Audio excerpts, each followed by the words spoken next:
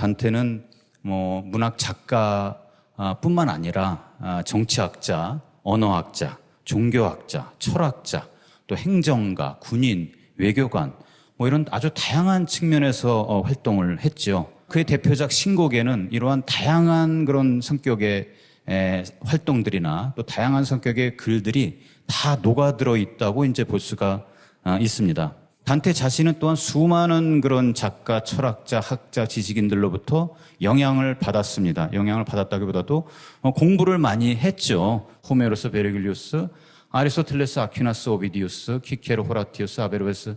단테는 이렇게 고대부터 중세까지 내려오는 그런 어떤 지적 계보들을 다는 아니겠지만 굉장히 넓고 또 깊이 있게 섭렵하고 자기 세계에 융합시켰다고 이제 볼 수가 있고요. 동시에 이제 자기가 그렇게 모은 그런 그 물줄기를 다시 또 자기 이유로 퍼뜨리면서 일종의 어떤 그 서양 문명사에서 기둥의 역할을 했다고 이렇게 볼 수가 있죠.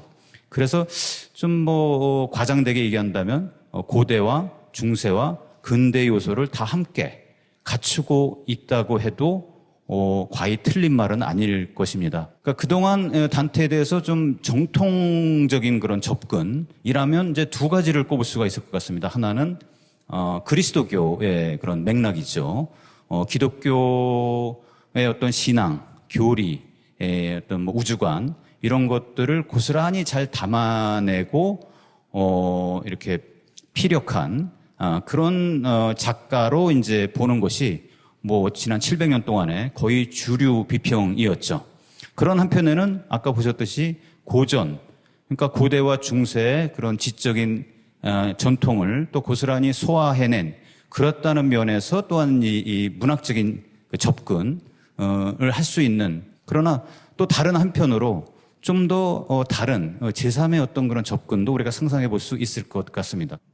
제가 이 그림을 가져 나온 것은 무엇보다도 그 지성적인 면, 생각하는 힘을 단테는 그 인간의 정체성의 가장 근본이라고 생각을 했고요. 사실은 로댕이 단테를 모델로 하고 만들었다는 것. 이 생각하는 사람이 위치한 이곳은 지옥의 문이죠. 단테가 지옥편에서 묘사했던 지옥의 문. 이것은 이제 지옥을 둘러보면서 단테가 인간의 그 죄와 벌에 대해서 숙고하는 그런 모습이고, 단테는 천국에 올라가서 천국에서 겪은 그런 경험을 도저히 나는 인간의 언어로 표현할 수 없다. 이런 얘기를 합니다. 단테는 말로 할 수 없음의 세계에 대해서 계속 말을 하고 있습니다. 그래서 지옥, 연옥, 천국편을 우리에게 남겨주고 있죠. 인성을 초월한다는 것은 말을 통해서 가리킬 수 없으니 은총이 경험을 보존해 줄 때까지 그 예로 족할 것이다. 인간을 초월한 어떤 그런 세계를 말로 할 수가 없다. 언어의 아포파시스, 즉 말로 할 수 없는 것을 말로 하는 그런 일종의 역설적인 그런 언어 활동을 통해서 이 천국의 경험을 우리에게 전달하고자 하는 것이죠. 오 신성한 힘이시여 당신을 빌려 지복의 왕국의 그림자가 내 머리에 새겨졌다고 선언하게 해주신다면 재료와 당신이 나로 하여 응당 쓰게 할 잎들의 관을 쓰고서 당신이 사랑하시는 나무발치에서 나를 보시리요. 지복의 왕국이라는 것은 천국을 가리키겠죠. 그림자라는 것은 어떤 것이 있어야지 생기는 그런 것이죠. 즉 그림자를 통해서 어떤 것을 우리는 유추할 수 있는 그런 기능인 것이죠. 사실 시적인 언어라는 것이 바로 그런 기능을 갖죠. 컵이라고 했을 때 이 컵을 가리키는 동시에 컵이라는 그 언어 자체로 우리가 주의를 돌리게 되는 것입니다. 그렇게 될 때 그 언어는 언어 자체를 가리킨다라고 이제 볼 수가 있는 것이죠. 이것을 언어의 자기 참조성이라고 이제 볼 수가 있고, 단테는 그래서 이 천국이라는 그런 대상을 직접 지시할 수가 없기 때문에 그 언어 자체를 이렇게 다시 반복해서 이 언어가 스스로를 참조하게 만들면서 우리로 하여금 그 언어가 지니고 있는 그 정말 무한한 그런 의미들을 계속해서 재생산하도록 만드는 것이죠. 그렇다면 말로 할 수 없음의 세계를 말로 하는 단테의 방법은 무엇일까요? 향연이라는 철학서에서 나름대로 해결책을 이렇게 제시합니다. 사랑에 대해 말하는 나의 사고는 지극히 달콤하게 울리는데 나의 영혼 즉 나의 정은 그것을 언어로 기술하고자 열망한다. 나는 그것을 말할 수 없기에 나는 영혼이 불쌍하도다 난 힘이 없으니라고 말하며 탄식한다고 말한다.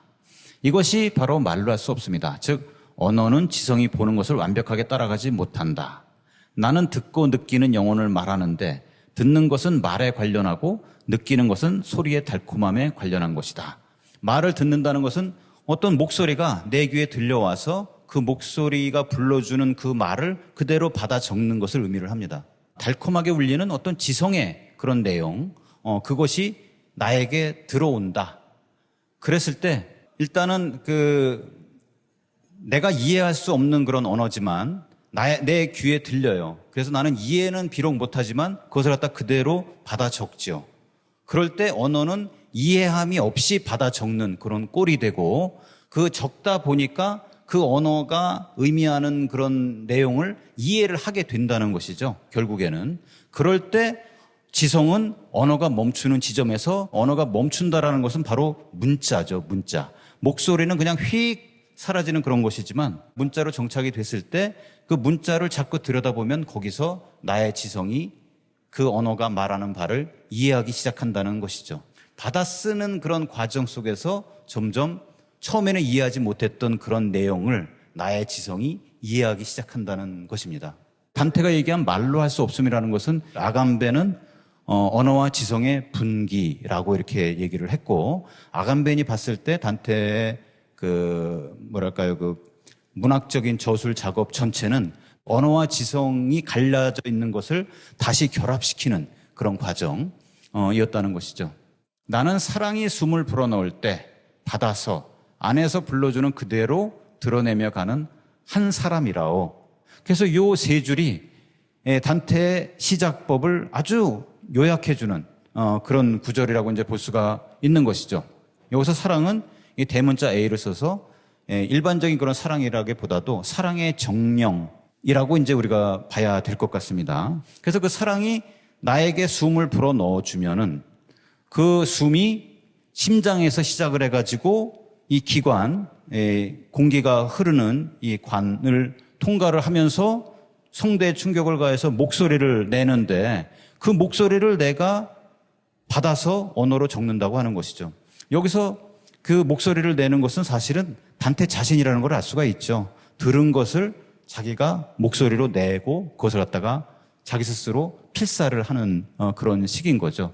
받아쓴 그 언어는 지성이 이해하지 못하는 뭔가를 품고 있습니다. 언어는 지성에 대해, 지성은 언어에 대해 불완전하게 남지만 바로 그 불완전함의 관계에서 언어와 지성의 분기는 봉합의 국면을 맞는 것입니다. 그래서 불완전하다는 그 자체가 일종의 동력으로 작용을 하는 것입니다. 불완전해야지 계속해서 완전을 욕망할 수 있기 때문이죠.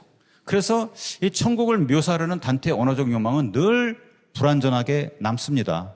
하지만 우리는 단테의 그런 욕망의 불완전함을 받아들이는 한에서 그의 언어를 음미할 수가 있는 것입니다. 단테도 천국의 그런 인성을 초월한 그런 세계를 전달하는 데 성공한 것이 아니라 전달하지 못했다, 늘 불완전하게 남는다라는 이것 자체를 독자들이 공감하게 함으로써 천국의 그 광경을 독자들에게 전달한다는 것입니다. 예로 들어서 이제 이 그림을 보겠습니다. 여기서 보면 이제 가브리엘 천사가 하늘에서 내려와서 성모 마리아에게 당신이 성령으로 잉태를 했다라는 그런 내용을 말을 하는 그런 장면이다. 그 목소리가 가브리엘 천사의 입에서 나와서 성모 마리아에게 귀에까지 이렇게 전달이 되는 그것 다 문자로 이렇게 표기를 해놨어요. 아베 그라티아 플레나 노미누스 테쿰. 은총이 가득하신 이여 주께서 당신과 함께 있다. 이런 뜻이죠. 그래서 이렇게 봤을 때 이 문자화된 이런 가브리엘의 목소리, 이 성모 마리아가 전달받는 것은 가브리엘의 목소리라기보다도 일종의 가능성으로 얘기를 하고 있다는 것이죠. 그 가능성이 성모 마리아에게는 그 예수 그리스도를 배고 낳고 키우고 하는 그런 일로 계속해서 현실화되는 것이죠. 마찬가지로 단테가 천국의 쓴 그 언어도 그 천국의 무엇인가를 직접 가리킨다기보다도 어떤 것을 가리킬 수 있는 그런 잠재력, 이것을 우리가 주시할 때 거기서 우리는 굉장히 많은 함의들을, 많은 가능한 기의들을 뽑아낼 수가 있다는 것입니다. 나는 그 깊숙한 곳에서 보았다. 우주의 조각조각 흩어진 것이 한 권의 책 속에 사랑으로 묶인 것을, 이게 단테가 지옥, 연옥, 천국을 순례하면서 최종적으로 깨달은 그러한 것입니다. 자기가 그동안 순례했던 지옥과 연옥, 천국 모든 것이 이 책 속에 담겨져 있는 것을 보게 되는 것입니다. 천국은 철저하게 비물질적인 그런 세계인데 그것을 물질적으로 어떻게 담아내고 전달하느냐, 그리고 무한한 그런 신의 세계를 어떻게 담아낼 수 있는가, 담아내는 그 과정의 어떤 진한함, 이것을 우리에게 이제 보여준다는 것이죠. 그래서 그의 몸에서 나오는 목소리를 받아 쓰는 일의 불완전함의 경험, 그리고 그 목소리를 문자로 정착하는 일의 어려움 또는 근원적 불가능성의 호소가 바로 단테의 문학이라는 것이죠. 천국을 묘사하는 가운데 거룩한 시는 가로막힌 제기를 찾는 사람처럼 건너뛰어야만 한다. 또 이렇게 자신의 언어의 한계를 얘기를 해요. 어떤 것은 묘사 못해. 도저히 재현이 안 돼. 지시가 안 돼. 그냥 건너뛰어야 돼. 이렇게 얘기를 하죠.